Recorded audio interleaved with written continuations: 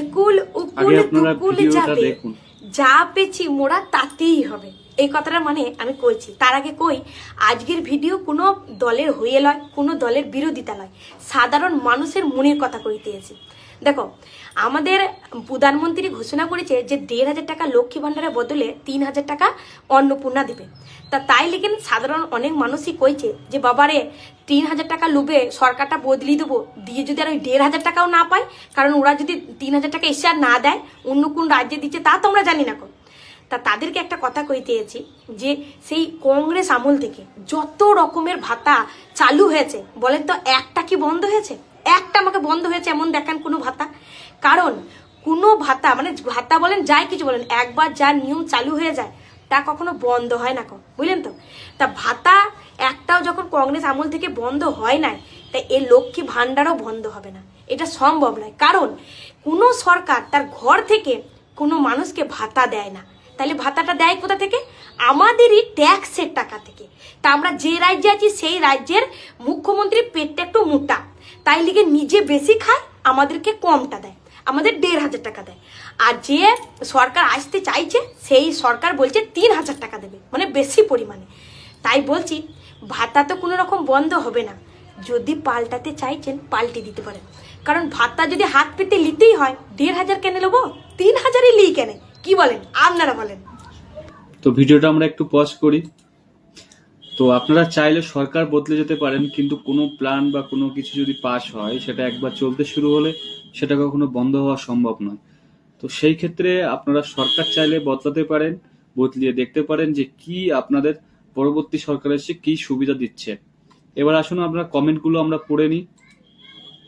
যারা দেশকে ভালোবাসে তারা এবারে চাইবে পাল্টানো দরকার। যারা দেশকে ভালোবাসে তারা অবশ্যই চাইবে যে না, এবার পাল্টানো দরকার। একজন লিখেছে, ঠিকই কথা বলেছো ভাই, বন্ধ কিছুই হয় না, পরিমাণে বেড়ে যায়। তো এই যে ভাতা বলুন, বেকার ভাতা, আপনার কন্যাশ্রী, যুবশ্রী, লক্ষ্মীর ভাণ্ডার, যাই বলুন, যেগুলো আপনার একবার শুরু হয়েছে সেগুলো বন্ধ হওয়ার মতন নয়। এগুলো ক্রমশ কমবে না, এগুলো বাড়তে থাকবে। একজন লিখেছে, একটা জিনিস সব সময় মনে রাখবেন, দিদি যায় দিন ভালো যায়। আচ্ছা দিদি, আপনি ঠিক কথা বলেছেন। এই কথাগুলো যদি বোঝে সবাই তাহলে পাল্টে যাবে। সমস্ত বিজেপি শাসিত রাজ্য যেমন আসাম, ত্রিপুরা, সব রাজ্যেই দেওয়া হয়। একুল ওকুল ওকুল যাবে, তোর নৌকায় চড়ে সবাই পার হবে। দিদির পথে হাঁটছে দিদির অনুগামী ভাইরা, তাহলে অন্যগুলো যে কায়েম থাকবে না তার কি কোনো গ্যারান্টি আছে? একজন লিখেছে, থ্যাংক ইউ ম্যাডাম, ভালো থাকবেন, সুস্থ থাকবেন, ধন্যবাদ। একজন লিখেছে, একই ভুল আবার, দিদি তো ভুল করেছেন, সেই একই ভুল করেছেন। ছেলেদের যেমন চাকরির প্রয়োজন, ঠিক মেয়েদেরও চাকরির প্রয়োজন। একটা নির্দিষ্ট বয়স পর্যন্ত ভাতা দেওয়ার ঘোষণা করলে ভালো হতো। 21 থেকে 45 বছর বয়স পর্যন্ত চাকরি, আর 45 বছর বয়সের পর থেকে ভাতা।